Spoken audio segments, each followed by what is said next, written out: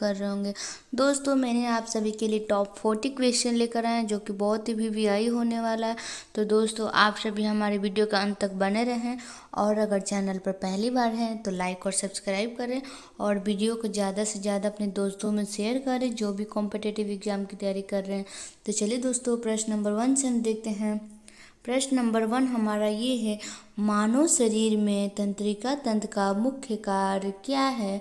इसका correct answer हो जाएगा दोस्तों ऑप्शन नंबर बी, संचलन पर नियंत्रण करके जो मानव तंत्रिका तंत्र का मुख्य कार्य है। प्रश्न नंबर 2, प्रकृति के दौरान डीएनए डबल हेलिक्स को खोलने के लिए कौन सा एंजाइम जिम्मेदार है?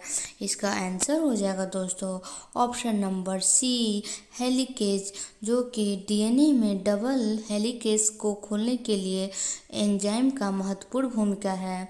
प्रश्न नंबर 3, निम्नलिखित में कौन सा मानव शरीर का बड़ा अंग है?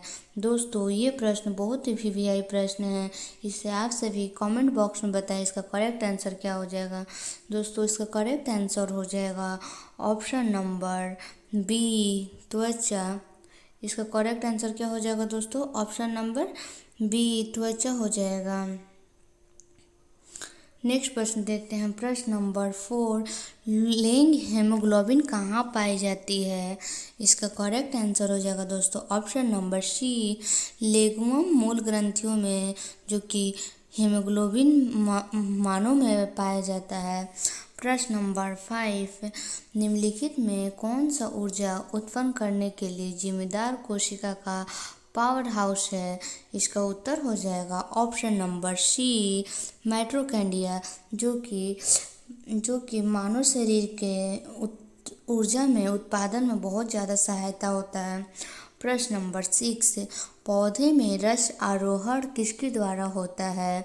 इसका उत्तर हो जाएगा दोस्तों ऑप्शन नंबर डी, हमारा करेक्ट आंसर हो जाएगा दोस्तों ऑप्शन नंबर डी, जाइलम, जो कि पौधे के रस में आरोहण के द्वारा उसमें जाइलम पाया जाता है।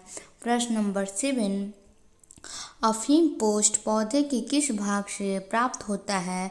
इसका करेक्ट आंसर हो जाएगा ऑप्शन नंबर सी।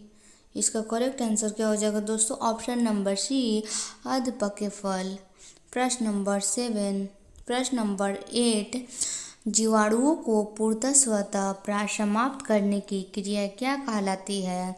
इसका करेक्ट आंसर हो जाएगा दोस्तों ऑप्शन नंबर डी, निर्जमीकरण, जो कि जीवाणुओं को पूर्णतः समाप्त करने के लिए या नष्ट करने के लिए निर्जमीकरण की आवश्यकता पड़ती है। प्रश्न नंबर 9, गेहूं का काला कीट रोग किस कवक के द्वारा होता है? इसका करेक्ट आंसर हो जाएगा दोस्तों ऑप्शन नंबर डी, पिकासेनिया ग्रैमिनीस टिटियासी के द्वारा होता है। प्रश्न नंबर 10, शर्करा या ईस्ट द्वारा किण्वीकरण करने पर कौन सा उत्पाद प्राप्त होता है?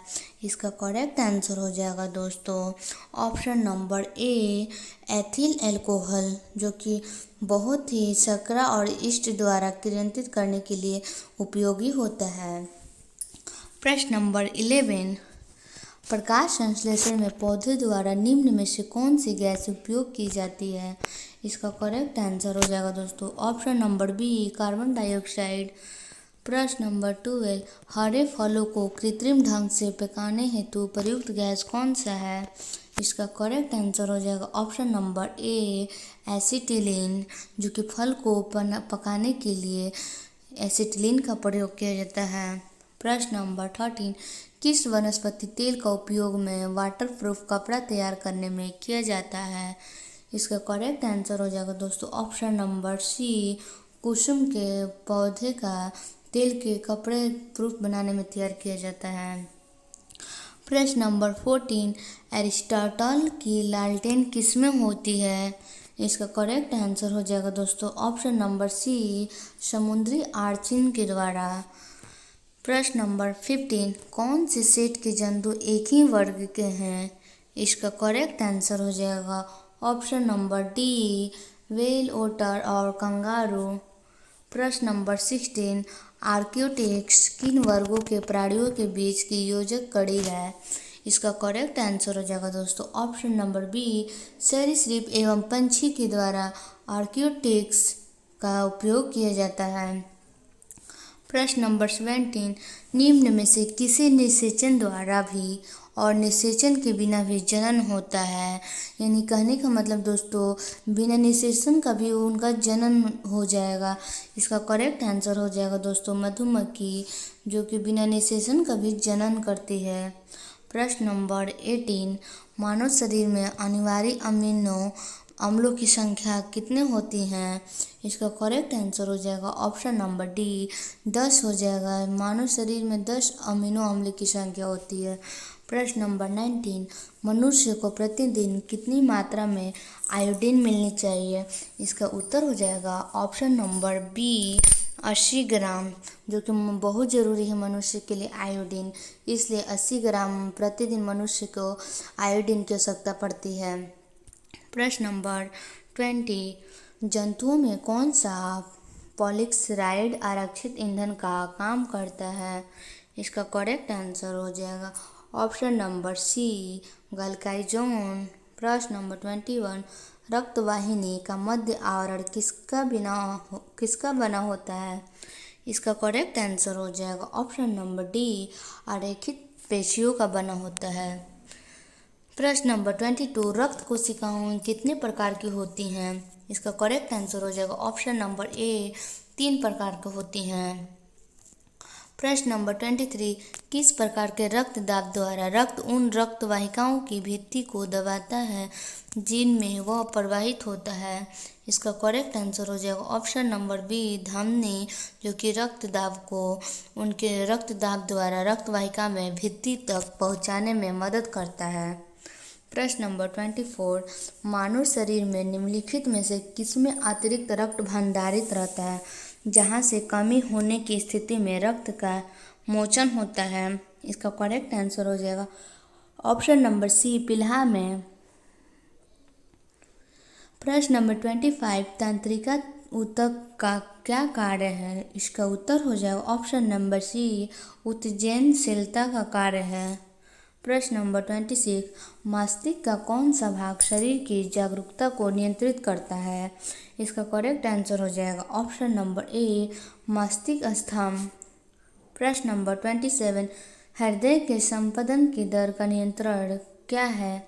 इसका करेक्ट आंसर हो जाएगा ऑप्शन नंबर सी, स्वायत्तता तंत्रिका तंत्र का। प्रश्न नंबर 28, आंतरिक कर्ण तथा मुख्य गुहा को जोड़ने वाली नालिका क्या कहलाती है। इसका करेक्ट आंसर हो जाएगा ऑप्शन नंबर ए, युस्टेकी नालिका। प्रश्न नंबर 29, रजोनिवृत्ति से मृत में किस का अधिक उत्सर्जन होने लगता है। इसका करेक्ट आंसर हो जाएगा ऑप्शन नंबर सी, FSH का। प्रश्न नंबर 30, निम्नलिखित हार्मोन में कौन सा हार्मोन जो मादा के द्वितीयक लैंगिक लक्षणों के लिए उत्तरदायी है। इसका करेक्ट आंसर हो जाएगा ऑप्शन नंबर डी, एस्ट्रोजन का, जो कि मादा के हार्मोन के लिए बहुत ही ज़्यादा उपयोगी है। प्रश्न नंबर 31, हेमोग्लोबिन का क्या कार्य है। इसका उत्तर हो जाएगा ऑप्शन नंबर डी, जटिल प्रोटीन को शरीर में संचालन करना। प्रश्न नंबर 32, धमनी में रक्त दाब शिराओं की तुलना में होता है। इसका करेक्ट आंसर हो जाएगा ऑप्शन नंबर बी, अधिक होता है।